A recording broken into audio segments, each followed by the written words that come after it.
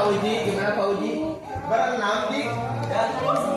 Baik, teman-teman semuanya, assalamualaikum warahmatullahi wabarakatuh. Waalaikumsalam warahmatullahi wabarakatuh. Halo semuanya, di sini kita dari kelompok 5 ya. Kita bakal nerangin materi yaitu pembangunan proyek jaringan FTTH dan perbandingannya dengan switch manageable. Oke. Kita dari kelompok 5 dan boleh Oke, kita dari kelompok 5 ya.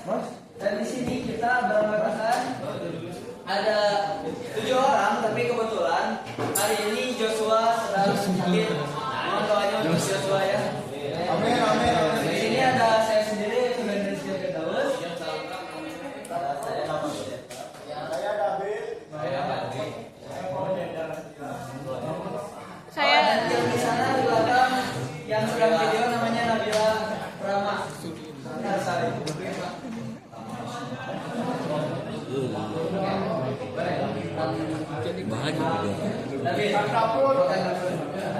Hai Pak.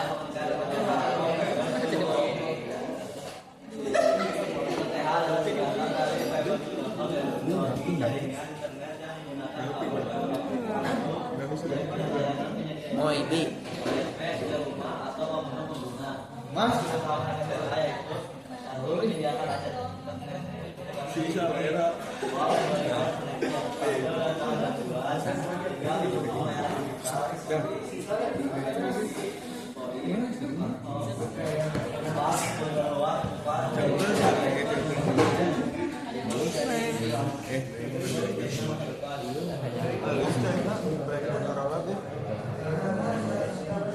Kameranya.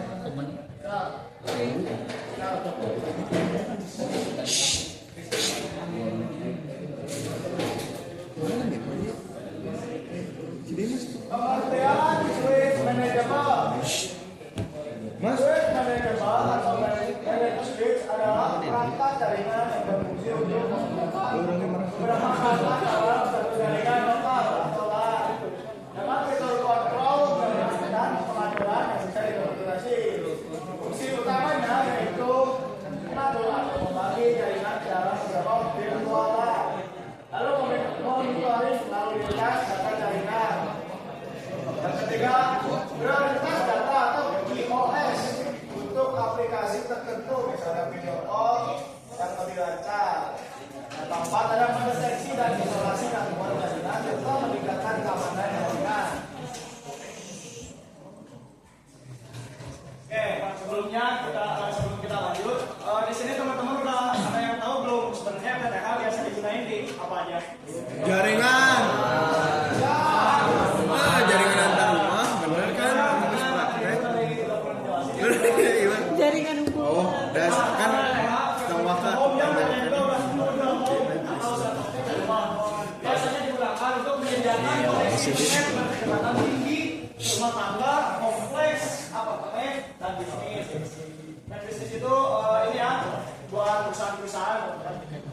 Jaringan FTTH menggunakan siaran optik untuk menghantarkan data dalam bentuk cahaya sehingga memungkinkan kecepatan internet yang lebih tinggi dan lebih stabil dibandingkan dengan teknologi kabel tradisional.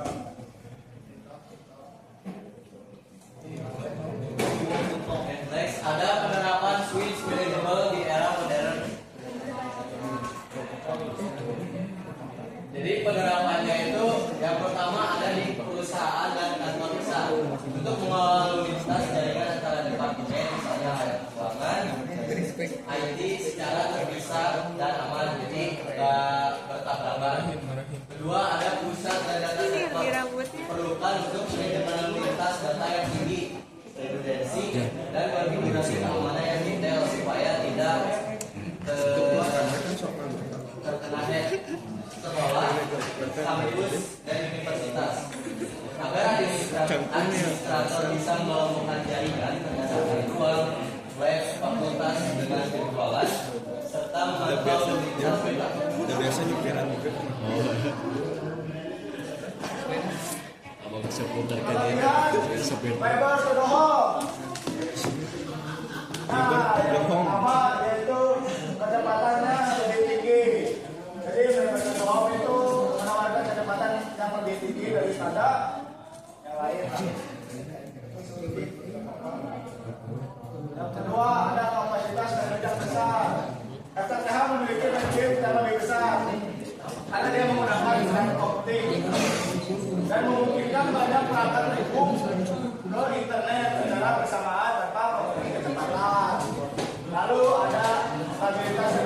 karena dia sudah menggunakan transportasi, jadi dia akan mendapatkan kestabilan yang tinggi dan dia itu kebal terhadap gangguan pada kematian.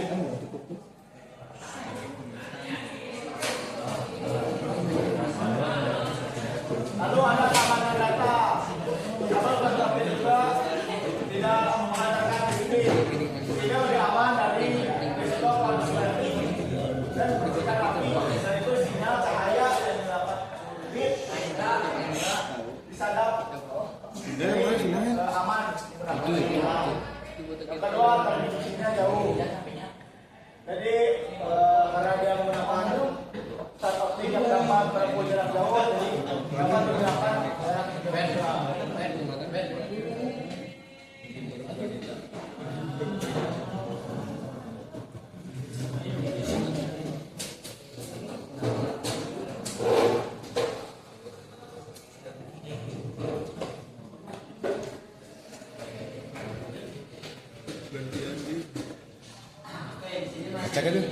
Dengan kelebihan yang itu sendiri ya, itu juga penghematan energi. Kalau begini, kita ada lebih sedikit, tapi berbeda sedikit dibandingkan dengan kabel berbagai sehingga lebih hemat untuk energinya.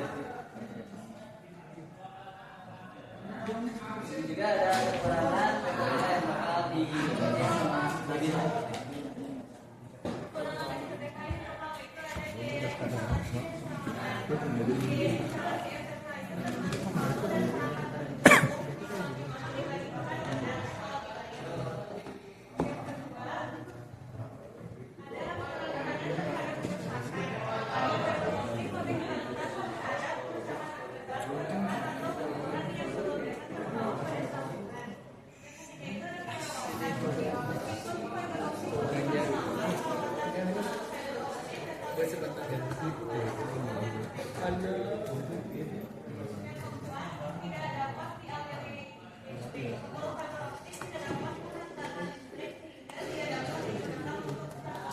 Coba tengah ngaruh.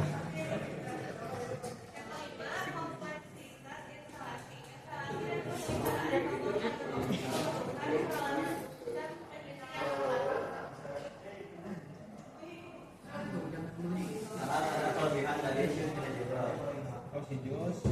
pertama ada konfigurasi detail yang kuat termasuk kilat, dan lainnya untuk mengoptimalkan kinerja jaringan. Keamanan, kedua keamanan lebih baik. Itu keamanan seperti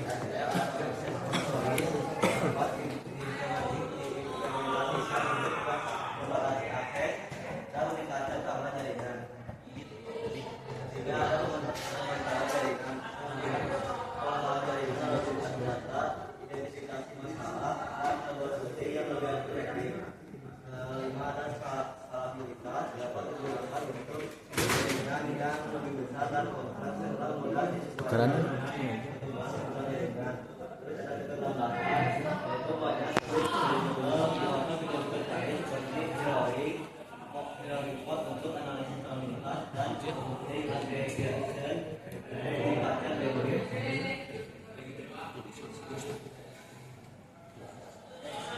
Sini ada beberapa spesialnya juga.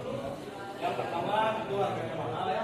Biasanya membeli harga yang belum menjadi kualitas pun karena itu kan kebutuhannya yang lebih kompleks. Nah, konfigurasi kompleks membutuhkan metode teknis yang lebih mahal. Untuk konfigurasi dan hubungan terutama untuk konfigurasi jalan dan GPS salah konfigurasi. Apakah menyebabkan masalah pada jaringan Itu MTT yang dikonfigurasi ini yang bisa masang wifi ngomong langsung Masang FTTH.